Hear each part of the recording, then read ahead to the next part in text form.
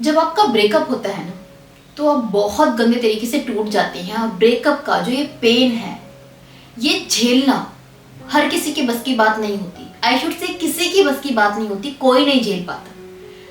हर एक इंसान, चाहे वो किसी भी एज में क्यों ना हो, अगर ब्रेकअप होता है तो वो टूट जाता है, बावरा हो जाता है, बावरी हो जाती है। उसको होश नहीं रहता, ना तो दिन का, ना तो रात का, ना तो खाने का, ना तो पीने का। आप अपने आप को कभी कैद कर लेते हैं, कभी रोते हैं, दोस्तों को कॉल करेंगे, आप पागल से हो जाते हैं, डिप्रेशन में चले जाते हैं। It happens with each and everyone. आपके साथ में भी अगर ये हो रहा है ना, तो ये मत समझिए कि टाइम खत्म नहीं होगा, और ये मत समझिए कि कुछ नया हो रहा है। ऐसा सबके साथ में होता है। जब आप किसी को प्यार करते हैं, अपना दिल आपने किसी को दिया है, जब वो इंसान आपका दिल तोड़ेगा तो दर्द तो होगा ही ना। ये कैसे पॉसिबल है कि प्यार भी हो, दिल भी आप किसी को दे दे, वो तोड़ दे, वो छोड़ दे, लेकिन आपको दर्द ना हो। अगर दर्द नहीं होगा तो फिर प्यार कैसा।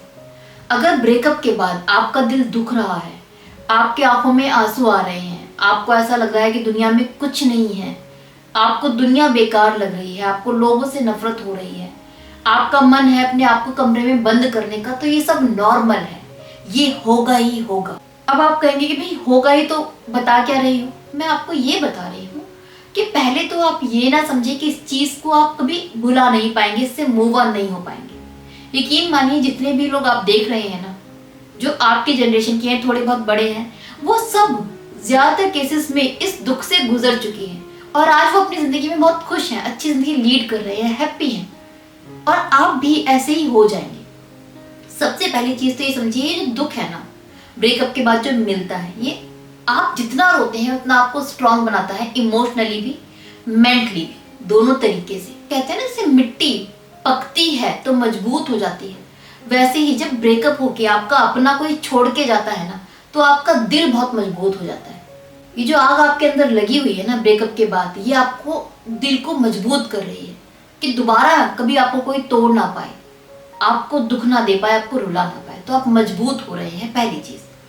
दूसरा, मैनी टाइम ब्रेकअप के बाद आप एक काम करते हैं कि यूट्यूब पे जाके सर्च करते हैं हाउ टू मूव ऑन, और करना भी चाहिए। बहुत अच्छी टिप्स मिल जाएंगी। मेरी भी बहुत सारी वीडियोस हैं जिसमें मैंने बता रखा है आप मूव ऑन कैसे कर सकते हैं। फॉलो कीजिए उसको, हेल्पफुल है, आपको हेल्प ही मिलने वाली है। बट उससे पहले, उन्हें फॉलो करने से पहले आप एक और काम कीजिए, अपने मन का कर लीजिए। आपका मन क्या है कि मैं उसके पीछे पीछे जाऊं, चले जाइए। जो इंसान आपको छोड़ के गया है ना, आप उसके पीछे जाएंगे तो वो आपको अपनी जूती पर लेकर आएगा, आपको दुत्कारेगा, आपको गालियां भी देगा, आपको ब्लॉक भी कर देगा, आपकी बहुत बेइज्जती करेगा।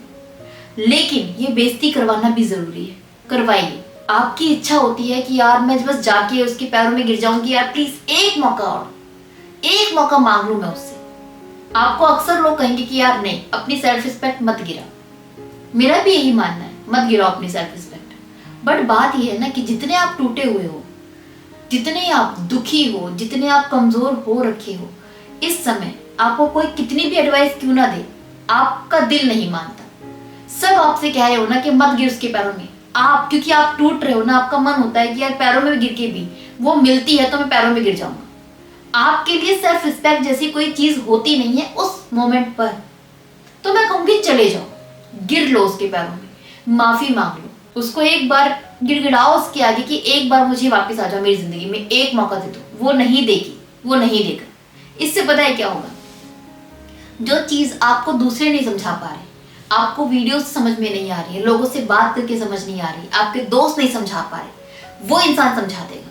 जब आप गिड़गिड़ाओगे, वो धुतकारेगा ना आपको, जब आपको ब्लॉक करेगा, तो जितने आंसू आपके निकल रहे हैं ना, वो आपको और स्ट्रांग बना देंगे। उसका बिहेवियर आपको और ज्यादा हिम्मत देगा, उसका बिहेवियर आपको समझाएगा कि आपको ये काम नहीं करना है।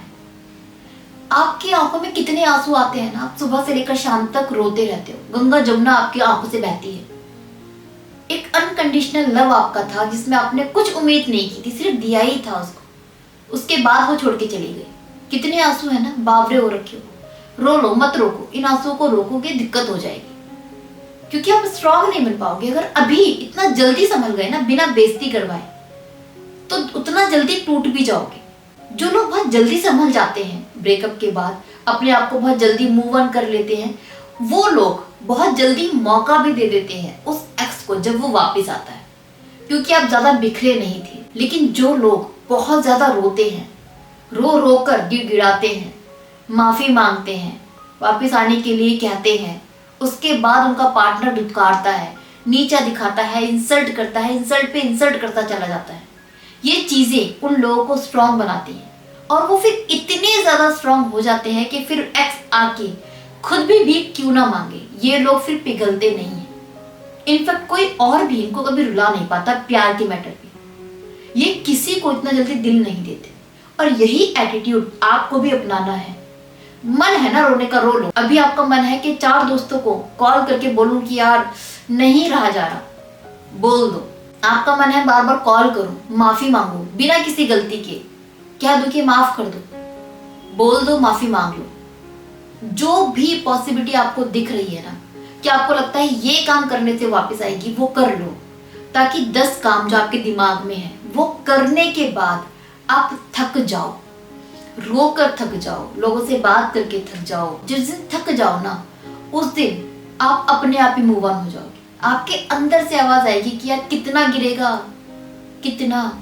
आपकी जो सेल्फ रिस्पेक्ट है ना, जो आपकी बेइज्जती हो रही है, वो अंदर से आपको मारने लगेगी, वो चीखेगी कि यार बस कर। तब आपको किसी वीडियो को देखने की जरूरत नहीं पड़ेगी, तब आपको जरूरत नहीं पड़ेगी किसी एडवाइस लेने की।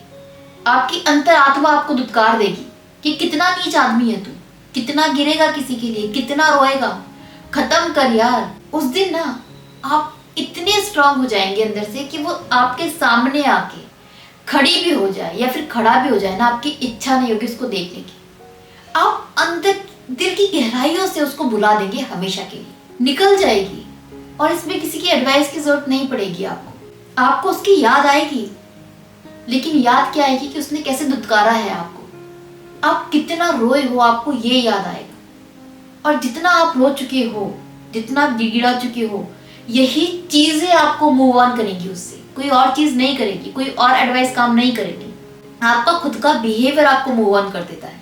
आप कुछ महीने रोते हो, गिड़गिड़ाते हो, भीख मांगते हो, बच्चे की तरह बिलखते हो, उसके दोस्तों से बातें करते हो, उनसे कहते हो कि यार मना ले, सोशल मीडिया पे जाते हो, नई नई आइडिया बनाते हो, बहुत कुछ करते हो।